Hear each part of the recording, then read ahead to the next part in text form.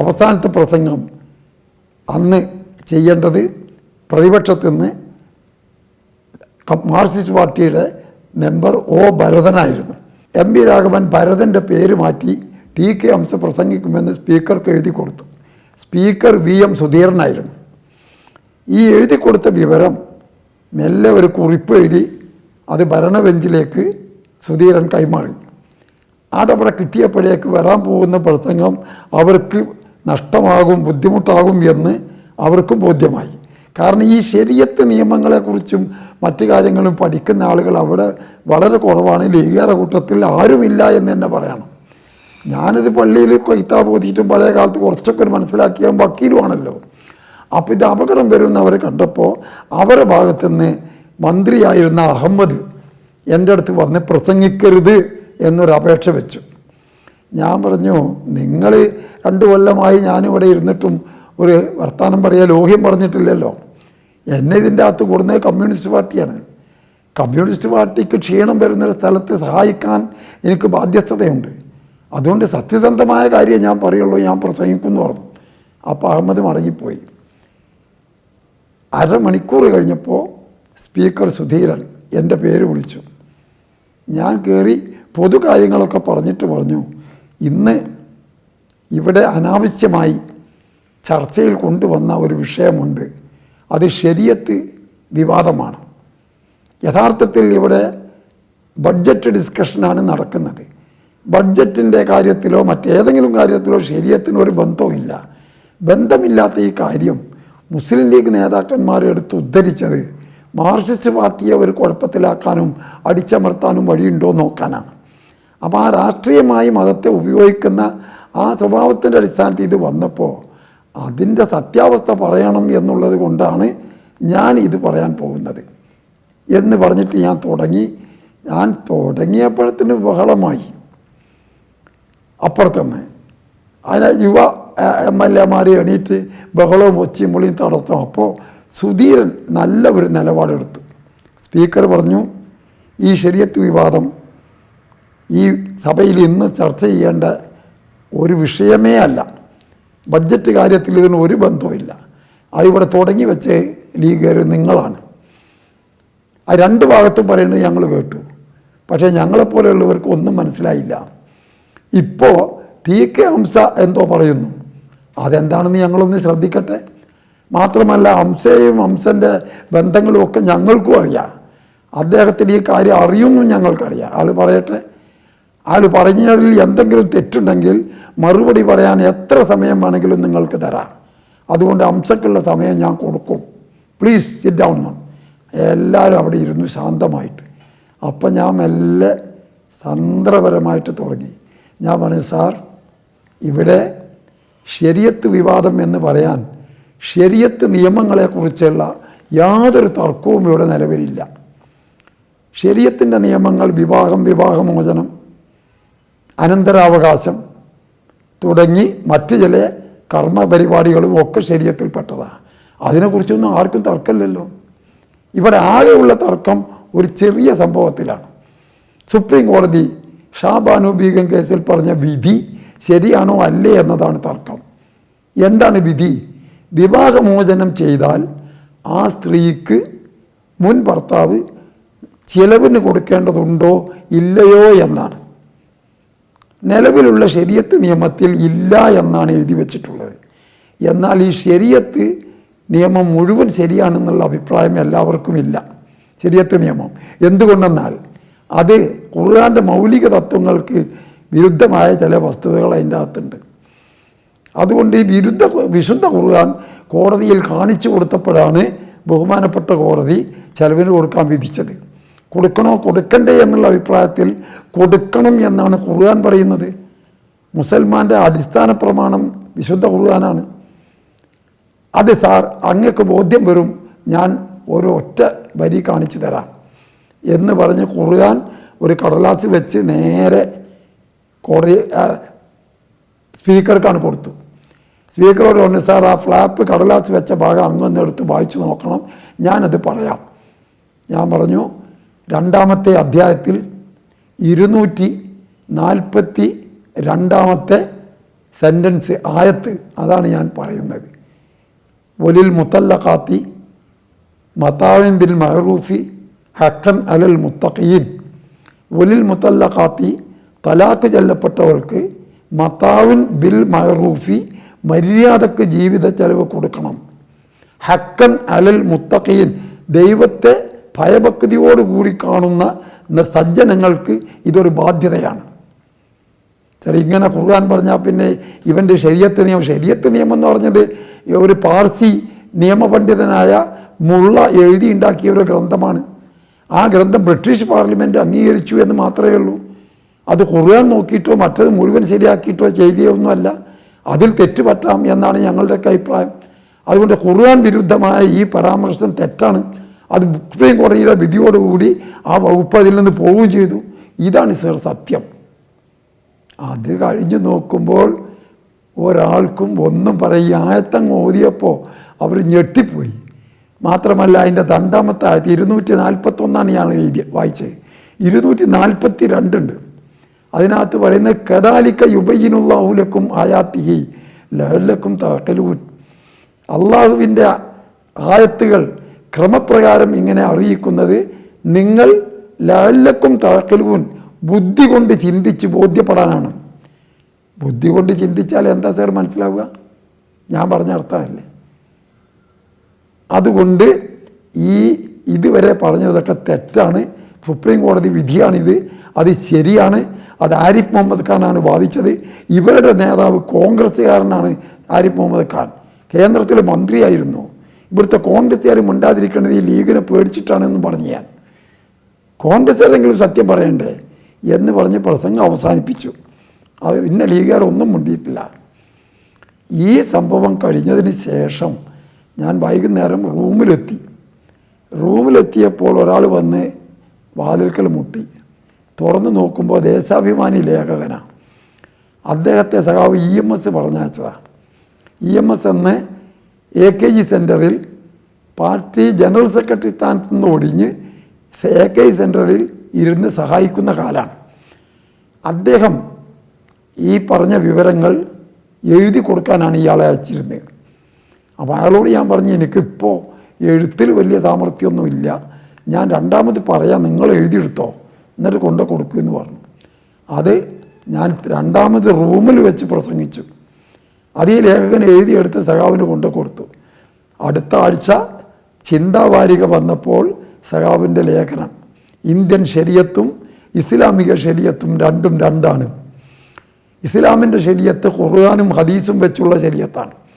Indian ശരീഅത്ത് British parliament പാസ്സാക്കിയ DF മുള്ള എഴുതിണ്ടാക്കിയ ശരീഅത്താണ്. അതിൻ്റെ തെറ്റ് തിരുത്താൻ ഈ ശരീഅത്തിന് അധികാരമുണ്ട്, അവകാശമുണ്ട്. ഇത് EMSന്റെ ലേഖനം വന്നപ്പോൾ വളരെ വലിയ പ്രചാരമായിപ്പോയി. TK ഹംസയുടെ പ്രസംഗം തന്നെയാണ് ആദ്യം തന്നെ അദ്ദേഹം തുടങ്ങുന്നത്. അതോടുകൂടി കേരളത്തിലെ രാഷ്ട്രീയത്തിലും ഇടതുപക്ഷ വേദിയിലും എനിക്ക് വലിയ ഒരു അഡ്വാൻറ്റേജ് കിട്ടി. പിന്നെ എല്ലാവരും പൊതുയോഗം സംഘടിപ്പിച്ച് ഇത് വിവരിക്കാനുള്ള ശ്രമമായി.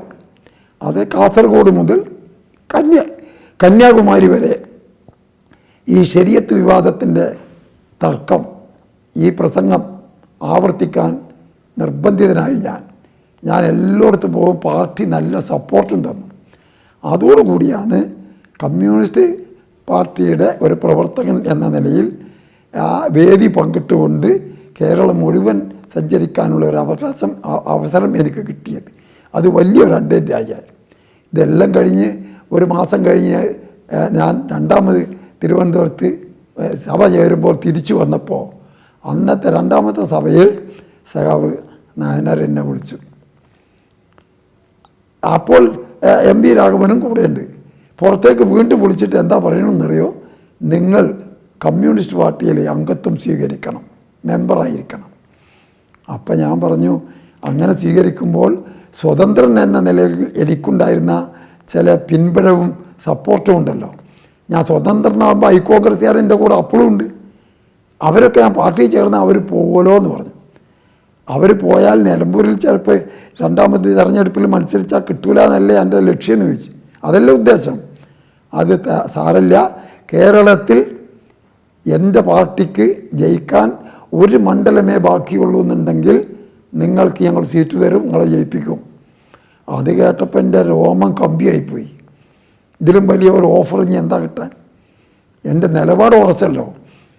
ഞാൻ പറഞ്ഞു ശരി എന്ന് പറഞ്ഞു. 8 ദിവസത്തെ ഇട ചോദിച്ചു. ഞാൻ എനിക്ക് അന്വേഷിക്കാനുള്ള എൻ്റെ സ്നേഹിതന്മാരൊക്കെ കണ്ട് അന്വേഷിച്ചു. അതിൽ എനിക്ക് വലിയ ആദരവും ബഹുമാനവുമുള്ള ഒരാൾ, കോൺഗ്രസ് ഇടിച്ച് മൂലക്കലാക്കിയ ഒരു നേതാവുണ്ടായിരുന്നു. അദ്ദേഹമാണ് എൻ്റെ നേതാവ്, മുൻ വിദ്യാഭ്യാസ മന്ത്രി PP ഉമ്മർ കോയ. അദ്ദേഹത്തെ ഒരു സ്ഥാനവും കൊടുക്കാതെ അതിനുശേഷം മൂലക്കലാക്കിയതാണ്. ഞാൻ അയാളെ വീട്ടിൽ പോയി. ഞാൻ അദ്ദേഹത്തോടാണ് ചോദിച്ചത്, ഞാൻ പാർട്ടിയിൽ മെമ്പർഷിപ്പ് എടുക്കണമെന്ന് പാർട്ടി നേതാക്കൾ പറയുന്നു, ഞാൻ എന്ത് വേണം? ഉമ്മർ കോയ 5 മിനിറ്റ് ആലോചിച്ചിട്ട് പറഞ്ഞു, നിങ്ങളത് സ്വീകരിക്കണം, നിങ്ങൾ പാർട്ടിയിൽ അംഗമാകണം. കോൺഗ്രസ്സുകാർ നിങ്ങൾക്ക് പ്രയാസമുള്ളൊരു കാലം വന്നാൽ നിങ്ങളെ നോക്കാൻ ആരും ഉണ്ടാവില്ല. എൻ്റെ അനുഭവം ഇന്നതാണ്. കമ്മ്യൂണിസ്റ്റ് പാർട്ടി നിങ്ങൾക്ക് പ്രയാസം വന്നാൽ അവർ സഹായിക്കും. നിങ്ങൾക്കൊരു കഴിവുമില്ലാതെ മരണപ്പെട്ടു പോയ കുടുംബത്തിന് അവർ ഫണ്ട് ശേഖരിച്ച് അവർ പിന്തുണ കൊടുക്കും. അതുകൊണ്ട് നിങ്ങൾ അതിൽ ചേരാൻ ക്ഷണം കിട്ടിയാൽ അതൊരിക്കലും തട്ടിക്കളയേണ്ട, ചേരണം. അങ്ങനെ മടങ്ങി വന്ന് ഞാൻ കമ്മ്യൂണിസ്റ്റ് പാർട്ടിയിൽ അംഗത്വം സ്വീകരിച്ചു. AKG സെൻറ്ററിൽ പോയി കമ്മ്യൂണിസ്റ്റായി. അങ്ങനെയാണ് ഞാൻ കമ്മ്യൂണിസ്റ്റായത്. അപ്പോൾ അത് 84-ലായിരുന്നു. അന്ന് മുതൽ തുടർച്ചയായിട്ട് പ്രവർത്തിക്കാൻ തുടങ്ങി. ആദ്യമായിട്ട് എന്നോട് മഞ്ചേരി ഏരിയ കമ്മിറ്റിയിൽ സഹകരിച്ച് പ്രവർത്തിക്കാനാണ് പറഞ്ഞത്. ഒരു ഘടകം നിശ്ചയിക്കണമല്ലോ. ഏരിയ കമ്മിറ്റിയിൽ പ്രവർത്തിച്ചുകൊണ്ട് ഒരു കൊല്ലം നടന്നു. അടുത്ത കൊല്ലം പറഞ്ഞു ജില്ലാ കമ്മിറ്റിയിൽ എടുത്തിരിക്കുന്നു. ഒരു കൊല്ലം ജില്ലാ കമ്മിറ്റിയിൽ നിന്നു. അടുത്ത കൊല്ലം പറഞ്ഞു ജില്ലാ സെക്രട്ടേറിയറ്റിലെടുത്തു. അങ്ങനെ ദീർഘകാലം പ്രവർത്തിക്കുക.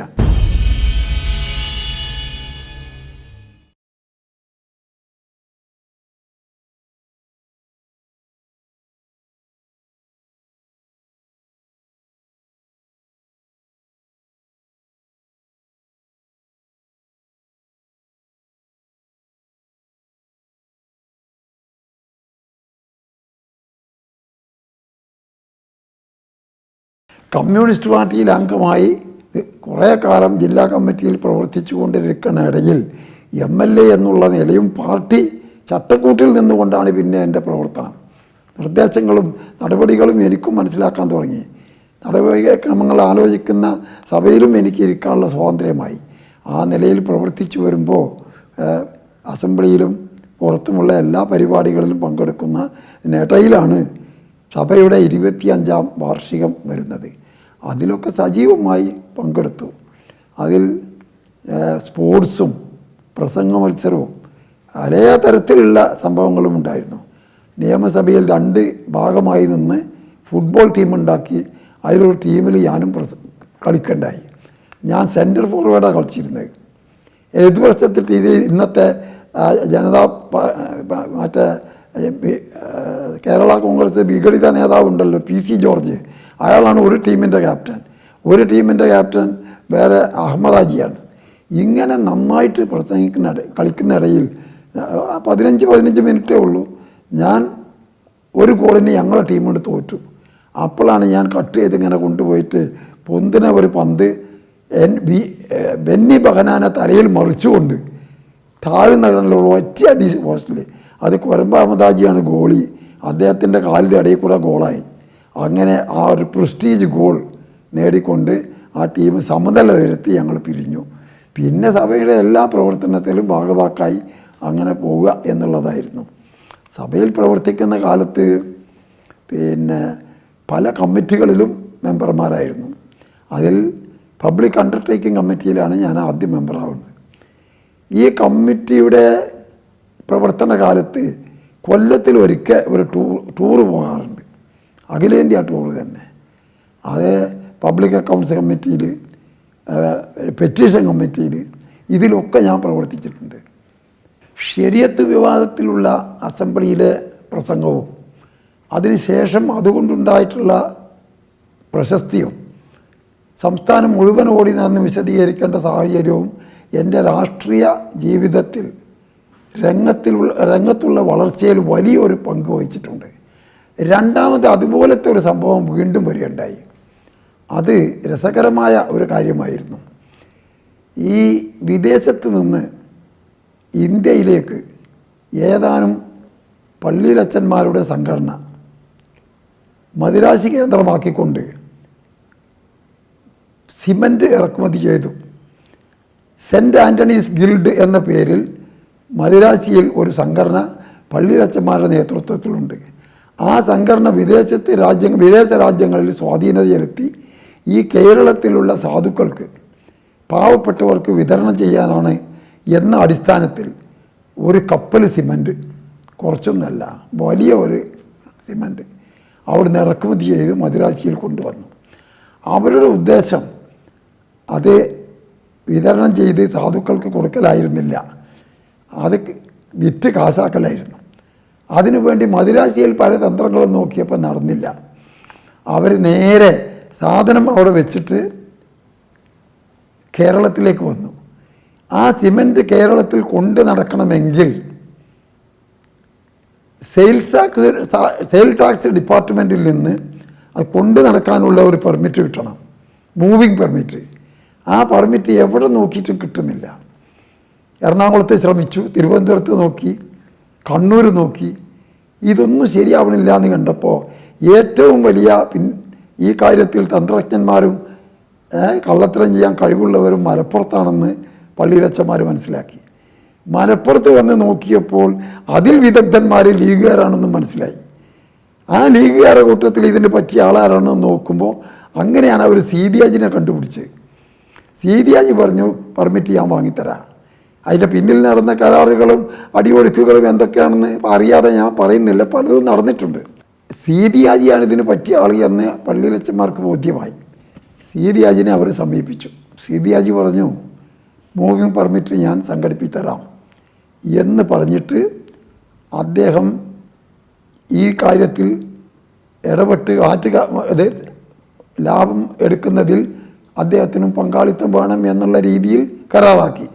അദ്ദേഹം പോയിട്ട് മഞ്ചേരിയിലും മലപ്പുറത്തും ഒക്കെ നോക്കി. അദ്ദേഹത്തിൻ്റെ ബന്ധത്തിൽപ്പെട്ട ഒരാൾ മണ്ണാർക്കാട്ട് സെയിൽ ടാക്സ് ഓഫീസർ ഉണ്ടായിരുന്നു, ആ പേരൊന്നും ഞാൻ പറയില്ല. അദ്ദേഹത്തെ പോയി കണ്ടു.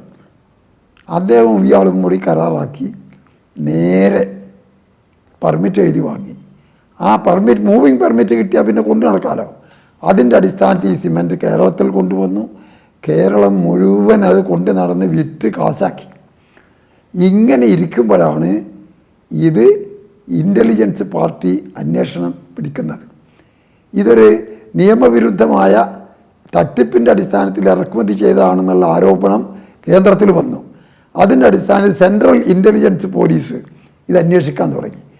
അവർ വന്നപ്പോഴേക്ക് എന്ത് പറ്റി, ഇവിടെ ഇത് സിമൻറ്റ് വിറ്റ് തീർത്തിരിക്കണേ, അതിന് നേതൃത്വം കൊടുത്തതിൽ സീതിയാജിൻ്റെ മക്കളും മരുമകനും എല്ലാം കൂടി ബന്ധപ്പെട്ടായിരുന്നു നടത്തിയിരുന്നത്. പോലീസ്, സെൻട്രൽ ഇൻ്റലിജൻസ് പോലീസ് വന്ന് മലപ്പുറത്ത് നിന്ന് ഇവരെയൊക്കെ അറസ്റ്റ് ചെയ്തു. ആ പെർമിറ്റ് കൊടുത്ത ഓഫീസറെ അറസ്റ്റ് ചെയ്തു. അതൊരു വലിയ സംഭവമായി. ഈ സംഭവം നിയമസഭയിൽ വന്നു.